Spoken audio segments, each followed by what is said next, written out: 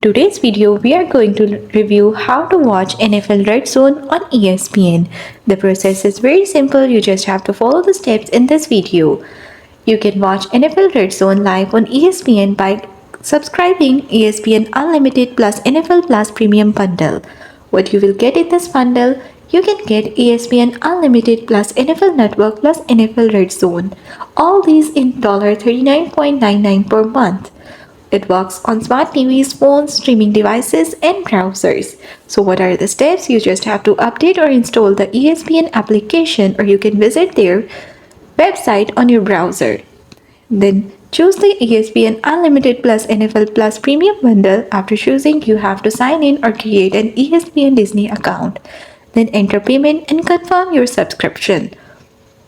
After the subscription, go to live channels, NFL to stream RedZone.